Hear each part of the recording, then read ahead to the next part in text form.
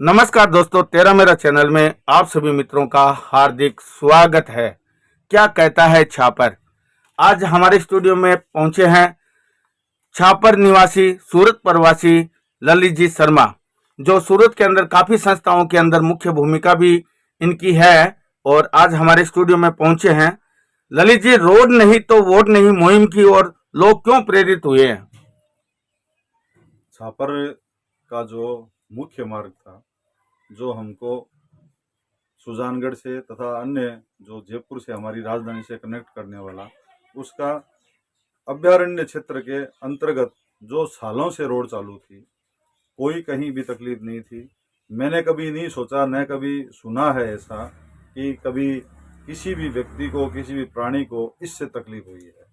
बिल्कुल भी इससे कोई तकलीफ जबकि नहीं हुई है, फिर भी अन्य अन्य कारणों को ध्यान में रखते हुए तथा वन्य प्राणियों को तकलीफ नहीं हो, ऐसा बात करते हुए माननीय न्यायालय ने पिछले साल दिसंबर के अंदर एक अखबारी आर्टिकल को संज्ञान में लेते हुए इस रोड को बंद कर दिया गया। इसको रोड को वैसे तो कई सालों से ये उपेक्षित पड़ी है, जिसके कारण इसकी मरम्मत नहीं हो पाई। मरम्मत नहीं होने के कारण ये रोड जो है वो इस काबिल नहीं थी कि हम यातायात के लिए इसको काम में ले सके। तो छापर के जो लोग हैं वो बड़ी तकलीफ में थे इसके कारण। जैसे कि कोई ज़्यादा बीमार हो गया, उसको अगर सुजानगढ़ शिफ्ट भी करना है अगर, तो हमारे पास में घूम करके जाने के सिवाय कोई चारा नहीं है। एक 3 किलोमीटर के खाली चक्कर को हमने 8-10 किलोमीटर तक को घूमने के लिए हम मजबूर हो गए। तो दूसरा कारण ये रहा कि इसके अंदर कोर्ट के संज्ञान में आकर के इको सेंसिटिव जोन का भी एक यहाँ पे लाद दिया गया। हालांकि हर अभ्यारण्य क्षेत्र जो होता है इको सेंसिटिव अपने आप होता है, लेकिन उसके दायरे को बढ़ा करके आज इसके कारण हमारे जो आजू बाजू के गांव है वो भी ज़्यादा प्रभावित हुए, हम भी प्रभावित हुए। उसके कारण कोई निर्माण कार्य जो भी करते हैं अगर, तो पहले वन विभाग की मंजूरी लेनी होती है। तो ये 3-4 कारण ऐसे हो गए जिसके कारण की बहुत ज़्यादा तकलीफ पब्लिक को हुई। अब पब्लिक जो है वो कहाँ जाएगी? पब्लिक अपने नुमाइंदों के पास जाएगी, जनप्रतिनिधि के पास जाएगी, और जनप्रतिनिधियों ने आंख के आड़े कान कर लिए, मतलब कान को भी बंद कर लिया और आंख भी बंद कर लिया, और सुनने के लिए कोई भी तैयार है नहीं। अब जब सुनने के लिए तैयार जनप्रतिनिधि नहीं है अगर, तो सबसे बढ़िया उपाय यही है कि जब वो हमारी सुन ही नहीं रहे हैं, तो जब तक हमारी मांगे पूरी नहीं होगी तब तक छापर के हर व्यक्ति को मतदान का बहिष्कार कर देना चाहिए। और इसी के मद्देनजर रखते हुए रोड नहीं तो वोट नहीं की मुहिम चलाई गई, और बहुत बढ़िया ये मुहिम, मैं साधुवाद देता हूँ सभी को। अच्छे से अच्छी मुहिम है, और सामने विधानसभा का चुनाव है, और इस समय ही ये मुहिम चालू करना बहुत बढ़िया निर्णय था। और ये मैं चाहता हूं कि छापर का हर व्यक्ति इस मुहिम के साथ में जुड़े। मतदान का पूर्णतया बहिष्कार एकमात्र उपाय है कि हम इस बंद हुई रोड को तथा हमारे को जो जो असुविधाएं हो रही है उनको हम पुनः स्थापित कर सकते हैं, असुविधाओं को हम दूर कर सकते हैं, रोड को हम वापिस चालू करवा सकते हैं। रोड नहीं तो वोट नहीं, जो ये मुहिम चल रही है, आपके हिसाब से इस मुहिम की सफलता के लिए क्या करना चाहिए? एकजुटता, कोई भी चीज का प्रयास संगठित हो अगर, तो उसकी सफलता 100%, 100% अवश्यंभावी हो जाती है। एकजुट प्रयास जो होता है वो कोई भी चीज ऐसी नहीं है जो उसके लिए संभव नहीं हो। एक संस्कृत की एक सूक्ति है, उसमें हम संघ में ये बोलते हैं, हमेशा उसको हम आत्मसात भी करते हैं। उसके अंतर्गत ये कहा गया है कि संगठन जो है वो अपने आप में इतना प्रभावशाली है कि हर चीज को वो सुगमता से वो करवा सकता है। संघ मूलम महाबलम, संगठन जो है वो महाबलशाली होता है।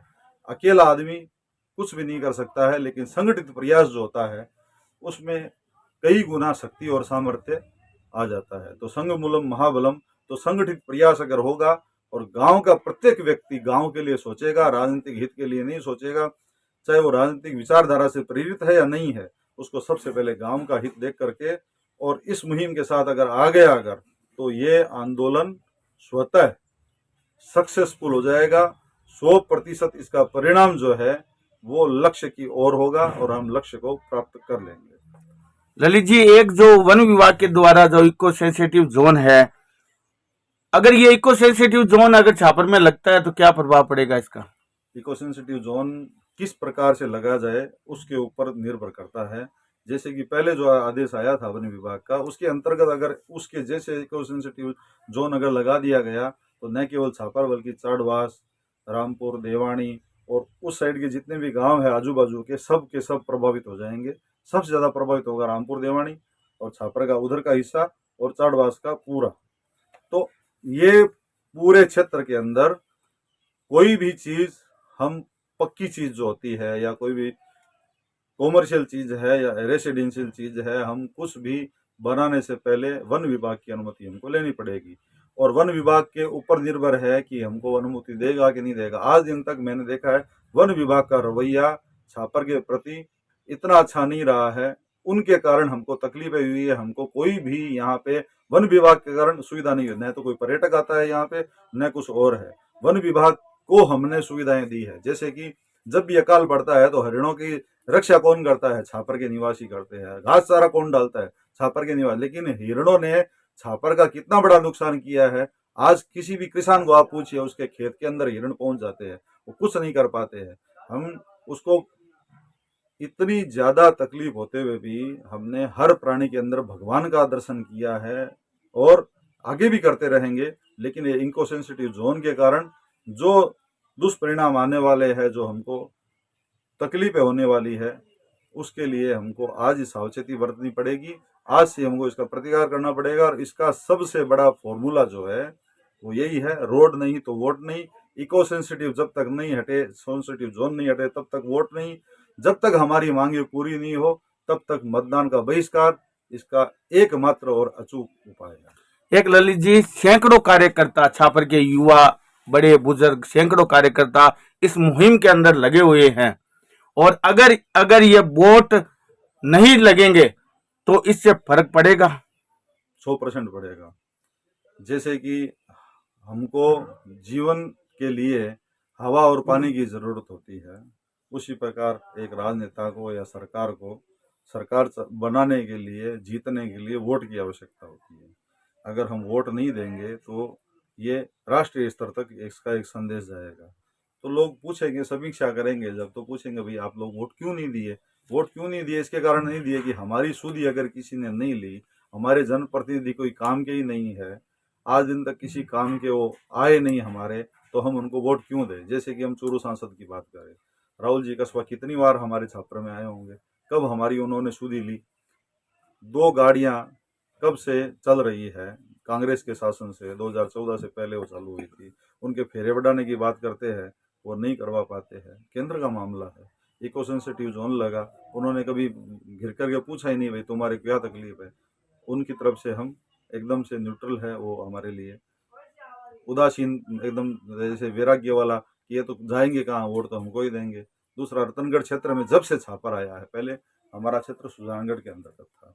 सुजानगढ़ में जब तक था तब तक इतनी असुविधाएं नहीं थी जितनी रतनगढ़, क्योंकि रतनगढ़ आने के बाद में यहाँ के जो विधायक जितने भी हुए हैं, उन्होंने खाली शादी विवाह है, मौत मरकत के अलावा कभी छापर में आना अच्छा समझा ही नहीं। उन्होंने क्या असुविधा है, क्या सुविधा, उन्होंने कभी जानना चाहा ही नहीं। वो ज्यादा से ज्यादा क्या, किसी की कुंकू पत्री पहुंची तो शादी में आ गए, और किसी की चिट्ठी पहुंची या समाचार पहुंचा अगर तो उसके मोखाण में आ गए, उसके अलावा उन्होंने कुछ नहीं किया। तो अब छापर की जनता वोट क्यों देवे, सबसे बड़ा प्रश्न चिन्ह है। खाली वोट, खाली हमको अंगुली पे निशान लगाने के लिए वोट नहीं देना है, हमको जनतंत्र कायम करने के लिए वोट देना है, हमको हमारी सरकार बनाने के लिए वोट देना है, हमको हमारे जनप्रतिनिधि को चुनने के लिए वोट देना है, हमको उस व्यक्ति को चुनना है जो हमारे काम आ सके। तो वैसा व्यक्ति तो हमको अभी तक मिला नहीं। अच्छा, जो रिपीट होंगे तो वो के वही राजनेता है, तो हम क्यों देवे वोट इसके लिए? जब तक हमारे काम पूरे नहीं होंगे, चाहे जितने दिन लग जाएंगे, लेकिन छापर की जनता वोट नहीं देगी, नहीं देगी, नहीं देगी। अगर कोई व्यक्ति बोल रहा है कि नहीं भैया हम तो आपके साथ, तो हम उसके पैर पकड़ने के लिए तैयार है, उसको समझाएंगे, उसको हम पूर्णतया कन्विंस करेंगे कि भाई आप वोट मत दीजिए, एक वोट देने से न तो कुछ बिगड़ने वाला है। अगर एक वोट भी पेटी के अंदर गया, एक वोट भी ईवीएम मशीन के अंदर गया तो हमारी मुहिम की असफलता होगी। आप उसको देखिए, गांव के साथ चलिए, हम उसको कन्विंस करेंगे। और मेरे को जहां तक लगता है इस विधानसभा चुनाव में छापर से एक भी वोट कास्ट नहीं होगा। हाँ, अगर कोई होगा तो मैं क्षमा चाहता हूं उस व्यक्ति से। अगर कोई सोच रहा है तो भी वो जयचंद से भी ज्यादा बड़ा गद्दार इस गांव के लिए होगा। और ललित जी, आप हमारे छापर वासियों को कुछ कहना चाहेंगे? मैं विनम्र भाव से हाथ जोड़ करके करबद्ध अपील करता हूँ, निवेदन करता हूँ। मेरे जितने भी बुजुर्ग व्यक्ति हैं उनको मैं पांव छू करके उनके मैं विनम्र भाव से अपील करता हूँ कि आप, ये मुहिम सभी की है, तो जितने बुजुर्ग हैं वो इसका नेतृत्व करें, इसके साथ में आए, सबका हौसला बढ़ाए।